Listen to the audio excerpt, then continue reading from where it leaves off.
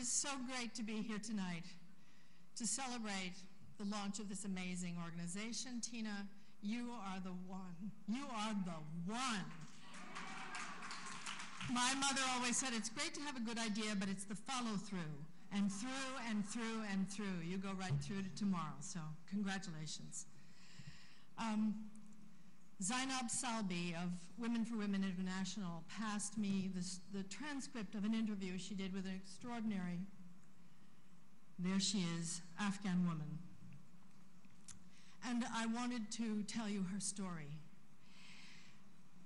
But she tells it so much more eloquently in her own words that, and Tina said, you know, you have 4 minutes, but I don't care.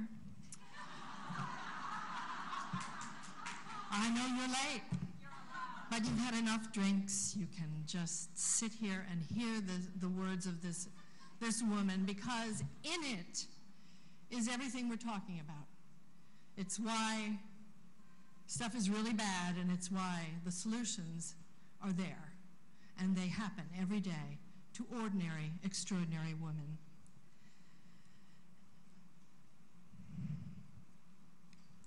My name is Zarkona, my father's name is Nik Mamad, and I am 38 years old.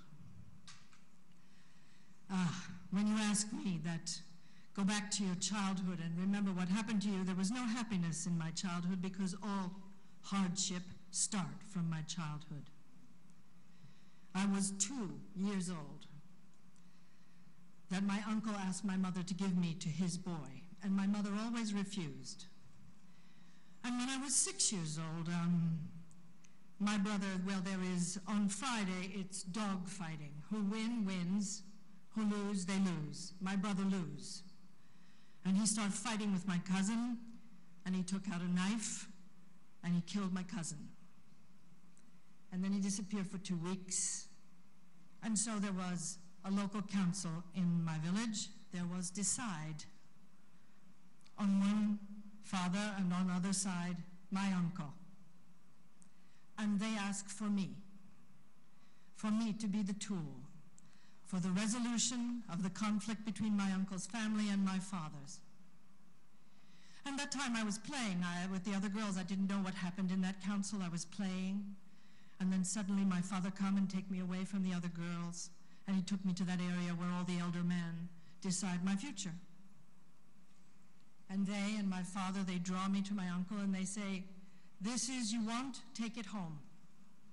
Don't take her back to us, we have to finish our dispute here. And my uncle, who is my father-in-law, took me on his back and take me to the backyard of the house. And at that time, my mother-in-law was washing the clothes, and my uncle left me in the yard, and he asked my mother-in-law, take her with you. This is your mother-in-law, this is your daughter-in-law. And I was 6 years old. And I went to the room, and I wanted to hide somewhere, because when I saw the face of anger on my uncle, I couldn't find anywhere to hide, so I decided to stay in a corner of the room, and then my uncle come to me to warn me. He took a very short knife that hid below, and he showed me that if you escape from the house, this is your future. I will kill you with this knife. At that time, my husband, only 9 years old, and one day when I cry, 3 months gone, and then I cry so much, and I say, why is there no one from my parents come to house to see me? Why are they not taking care of me? Why I'm not with them? And I cry so much. My husband, 9 years old boy, decided to take me to my mom's home. So he said, you wait until my father go to sleep in the afternoon, and we check. We check if he is asleep, and then I will take you for only half an hour, and you can see your mother and father. And then we'll come back so quickly to my house back, so my father did not know where we go. So as we were trying to be quiet, we did not check that whether my father-in-law is sleeping or not. He went to the mosque. We did not know about it. So we escaped from the house, both together, hand in hand. And suddenly at that time, we wanted to go out from the house. We saw my father-in-law come back, and I ran. But my husband remained in his place. And then when he returned, his whole clothes were full of blood, because his father beat him so much. And he say, This is your lesson learned, that never and ever try to take Zarkona back to her parents' house. And then he'd come back to me and start beating me. So we crying and we say, it's our last time wanting to see my parents. And I never ever, I swear to God, I never ever go back to see my parents. So this time is gone. And I'm 15. I'm 15 when we officially announce the marriage in public, and so we come to Kabul. And I got pregnant and I born my daughter. And then at that time, as my husband was 3 years elder of me, and he was at the age of 18, he joined the army. And his commander decided to send him to Kandahar, where my parents live.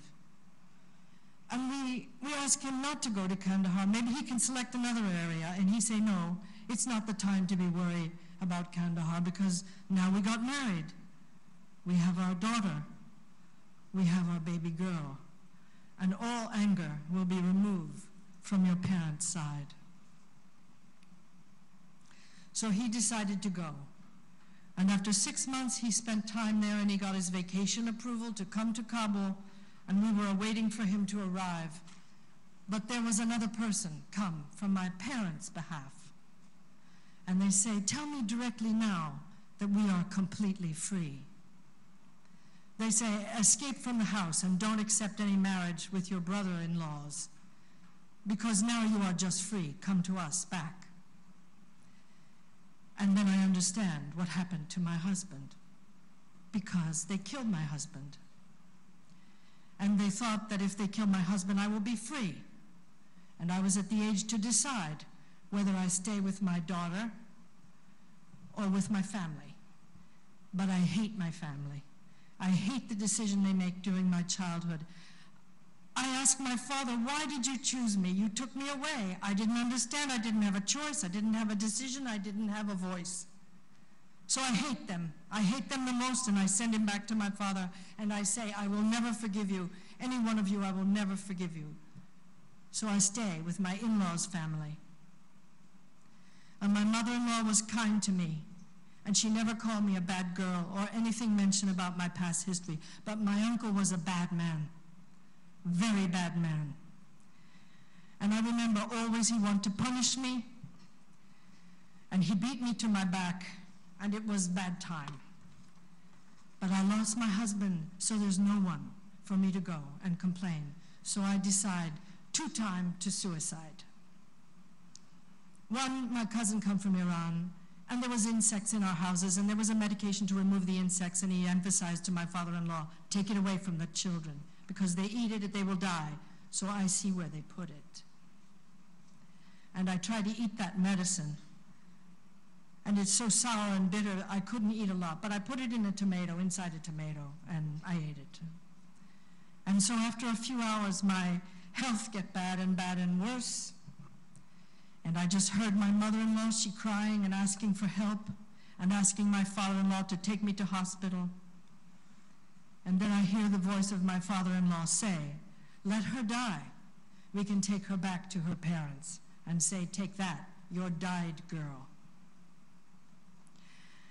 And then my mother-in-law took me to hospital, and I lay on the bed. And after that, I come back and I just start again. All this miserable life again. And so a few years later, after I decided to suicide again, and I dropped myself from the 3rd floor of the building. But unfortunately, I broke my arm, my right arm. And there were some difficulties with my heart after I dropped myself from 3rd floor again. And I'm alive, I'm still alive. I wish I could die, but I couldn't kill myself, so this is how my life continued. After my father-in-law passed away, a very good friend of our family, who was from Bamiyan, and I was asking him to take me to the hospital for my depression. And whenever I walk in and talk to the doctor told me, no, you don't need any medication because you're okay. And just you're depressed. And when you think about your past, it makes you sad. So you need somewhere to go and sit with women with different kind of women, with lucky women and unlucky women, with poor women and rich women.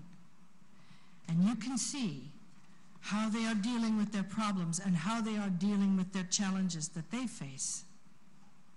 So I heard from one of my friends, and she's telling me there's an organization working with the women, providing them with literacy classes, and also they're teaching skill trades. Women for Women International. So I saw myself in a group of 20. I saw talking with my trainers and me alone. I learned it's not me alone that suffer a lot in my childhood. There's other women.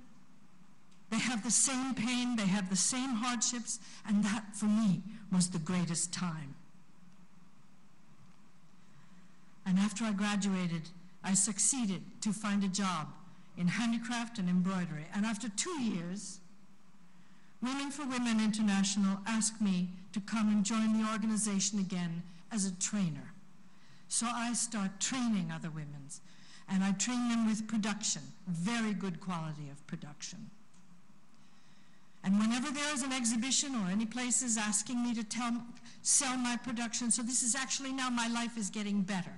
And I'm feeling now I am more comfortable with my life, and I can get money, and I can help my only daughter to send her to school and continue her study. This is the only wish. So now I'm thinking always, and I'm always thinking, how can I build my business, my own business? So I start thinking to take a loan. And at that time, Women for Women International, microfinance, they offer a loan, 15,000 Afghan dollar, which is about equal to $500. I took the loan. I start my own business. I'm selling my products. My business grows very, very fast. I'm selling my products to the market. I am so proud when I'm telling you now, my business is up to 30,000 US dollar. And just a month ago, I could succeed to purchase a machinery to improve my business. And the cost of that machinery, $18,000. It means I am successful woman. I am successful with my business, and I have a shop in downtown, and now I am much, much, much comfortable. And to having all that capital in my hand. And I'm always thinking of growing my business more and more. So one day, I know I will have a huge and bigger business in Afghanistan. The only wish I have is to have peace in my country so that I'll have a bigger, bigger business. And I am so happy now that I see that I am the one who provide employment to 120 women. Yes, 120, those that suffered a lot, these women. Now I have 120 employees, all working on the embroidery, and I am the person looking for the market. So I always say, I'm talking with the women, I'm saying, I share my experiences. I'm telling them to be strong, as I am strong. I just explain how I move from victimization, and now I am active citizen. So this is a lesson learned for all of you. You have to take that step to move forward. And for my daughter, how I wish my daughter to be educated. This year, she graduated from high school, and I have a dream to see her graduate from university. So until she do her graduation exercise, then I will be relaxed.